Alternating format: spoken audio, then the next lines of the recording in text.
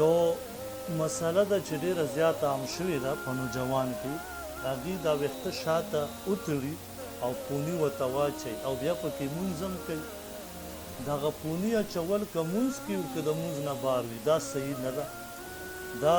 ابو داود شریف ته دې حدیث نمبر 646 نمبر دی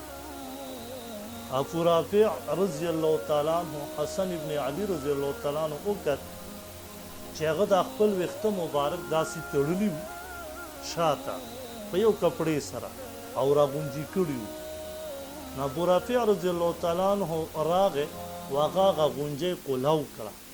حسن رضی الله تعالی عنہ د مونځ نه بعد ورته فرمایل او غصه شو چې تا ولې زما ویښته قلو نو هغه ورته عرض کړي چې حسن رضی الله تعالی عنہ نبی علیہ السلام د داسې نه منې فرمایلې ده ګوره د نبی علیہ السلام لمسی و روایت به ورته نه ورسېدلی د انسان دی کله چې روایت ورسېده نو ابو رافع رضی الله تعالی ډېر زیات خوشحاله شو او بیا یې ورته عرض وکړو چې نبی علیہ السلام فرمایي چې څوک دغسې کوي نو یعنی مقعد الشیطان نو دا غونچې د ویښتو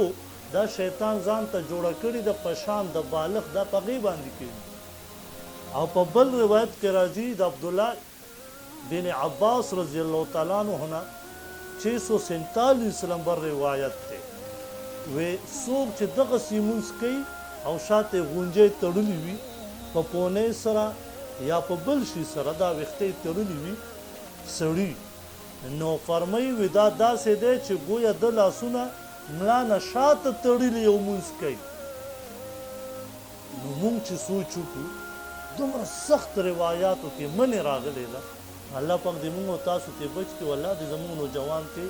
په امن کې د دې شیونو وساتي